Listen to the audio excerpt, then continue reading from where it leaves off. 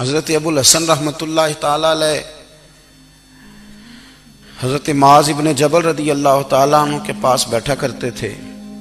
فرماتے ہیں ان سے جو پیار بڑھا تو پھر میرا مصلی سے بھی بڑھ گیا۔ تابعی ہیں، فرماتے ہیں صحابی رسول سے محبت ہوئی تو ذکر سے بھی ہو گئی، پھر درود شریف سے بھی ہو گئی۔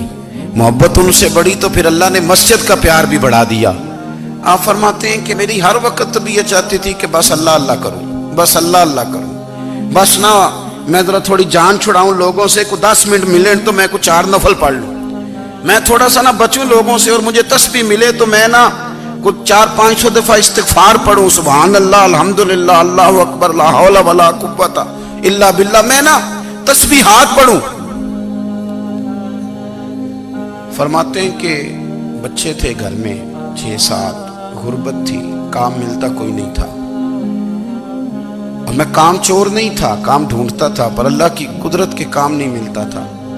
فرماتے ہیں کہ میں نے ایک دن اپنی اہلیہ سے کہا کہ آج میں پھر جاتا ہوں کام ڈھونڈنے، تو میری بیوی بڑی فرما بردار تھی، پر اس دن نہ غربت کے ہاتھوں تنگ آ کے کہنے لگی آج نانا کوئی تو چیز لے کے آیا، تو مجھ سے بچوں کی بھوک نہیں دیکھی جاتی، یہ سب روگاں دا روگ محمد جس دا نام غریبی، کنڈ بلا کے لنگ جاندے نہیں دوست یار قریبی، آج نہ کچھ لے کے آیا تو میں بچے لے کے میکے چلی جاؤں گی۔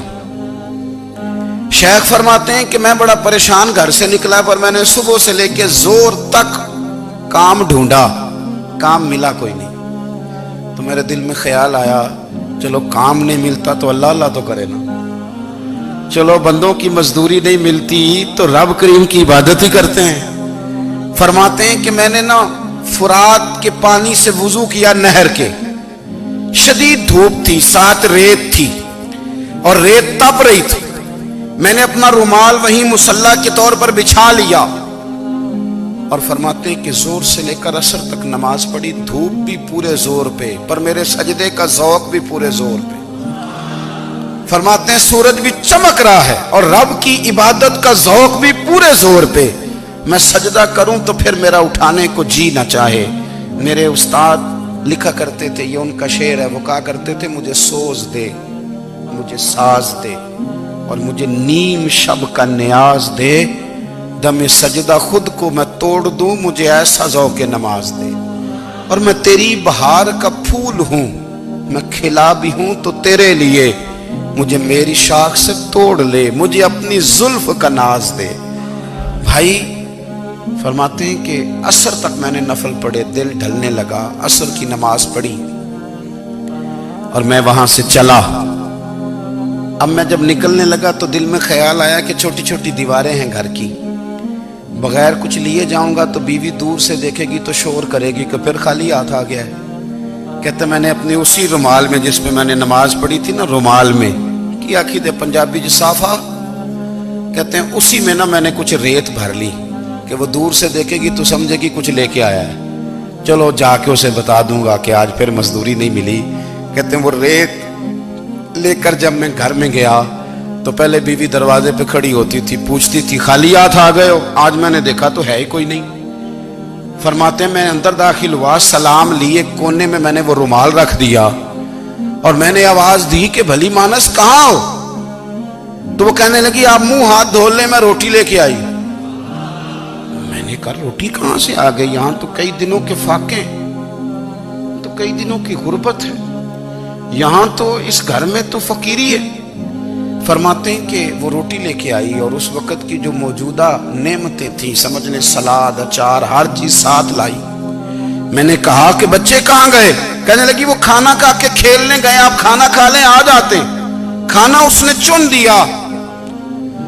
میں نے حیرت انگیز لہجے میں ساری نعمتیں اپنے دسترخوان پہ دیکھ کر کے بیوی سے پوچھا یہ کہاں سے آیا کھانا؟ بچوں کو تو نے کہاں سے کھانا کھلایا؟ یہ سارا کچھ کیسا ہے؟ کہنے لگی پتہ نہیں آج آپ کس کریم کی مزدوری کرنے چلے گئے تھے، پتہ نہیں کس کریم کی، میرے گھر میں تو اتنی نعمتیں آئی ہیں کہ مجھ سے سنبھالی نہیں جا رہی، اتنا اناج ہے، اتنا گندم ہے، کس کریم کے دروازے آج چلے گئے تھے؟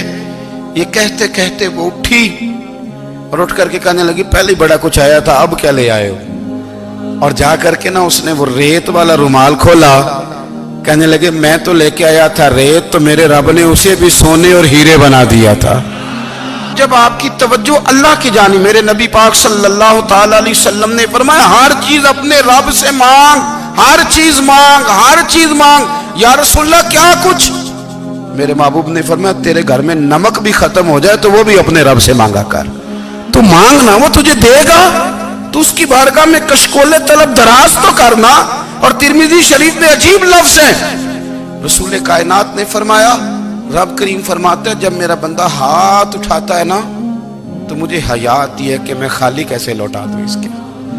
اتنے بڑے بادشاہ کی بارگاہ میں، او بھائی لوگوں سے عزتیں تلاش کرتے ہو تو وہ کیا تمہیں عزت دیں گے؟ وہ تو کل اچھا کہتے ہیں پرسوں برا کہنے لگ جاتے ہیں۔ لوگوں کے سامنے گڈ بک میں آنا چاہو گے تو وہ تو سویرے تمہارے بارے میں کچھ کہیں گے، شام کچھ اور کہیں گے۔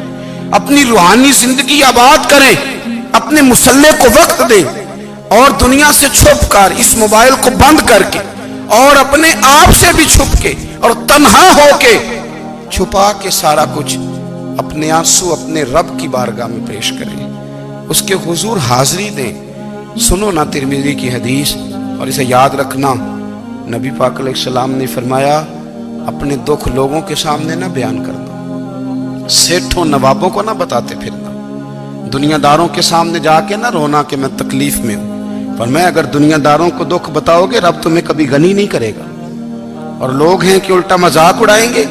آپ کی جس سے بڑی پکی یاری ہے نا، پکی، وہ تب تک پکی ہے جب تک آپ نے 50,000 مانگا نہیں، اور جس وقت آپ نے کہہ دیا کہ میں مجبور ہوں میری مدد کر تو پھر ختم ہو گئی دوستی۔ لوگوں کی تعلقات آپ کے ساتھ تب تک ہیں جب تک آپ ان سے کوئی ضرورت وابستہ نہیں کرتے۔ کریم محبوب فرمانے لگے بندوں کے سامنے دکھ نہ بیان کرنا، اللہ تجھے کبھی غنی نہیں کرے گا۔ تو اپنے دکھ اپنے رب کو بتا، تو دعائیں مانگ، تو اس کی بارگاہ میں حاضر ہو، تو اس کے حضور عرض کر۔ فرمایا اپنے دکھ اپنے رب کو بتا، وہ جلدی کرے یا دیر سے کرے تجھے ساری دنیا سے بے نیاز کر دے گا، تجھے کسی کا محتاج نہیں رہنے دے گا۔